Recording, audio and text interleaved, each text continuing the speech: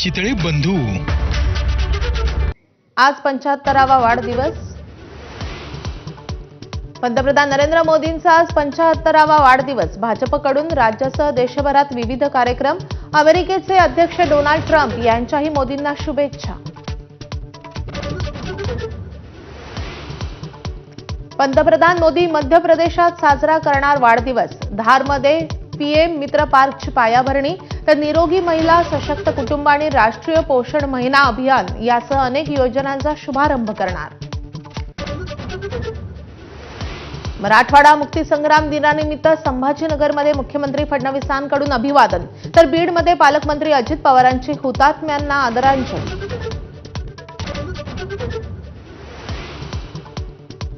बीडकरांचं मोठं स्वप्न पूर्ण होणार. अहिल्यानगर ते बीड मार्गावर आजपासून पहिली रेल्वे धावणार.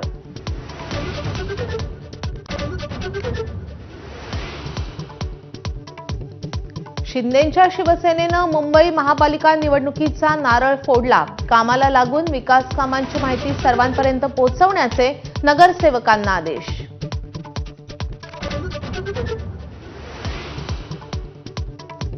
कोरोना काळात नातेवाईकांना कंत्राट देऊन मुंबईकरांना मारलं. फडणवीसांचा ठाकरे सरकारवर आसूड.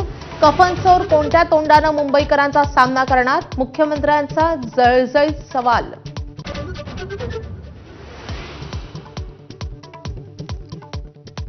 महाराष्ट्रात ऑगस्ट-सप्टेंबरमधील अतिवृष्टीमुळे 30 जिल्ह्यांमध्ये मोठं नुकसान. राज्यातील 17,85,000 हेक्टर क्षेत्र बाधित.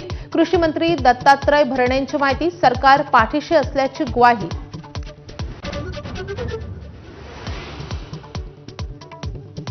नवरात्र उत्सवापूर्वी वैष्णोदेवीच्या भक्तांसाठी आनंदाची बातमी.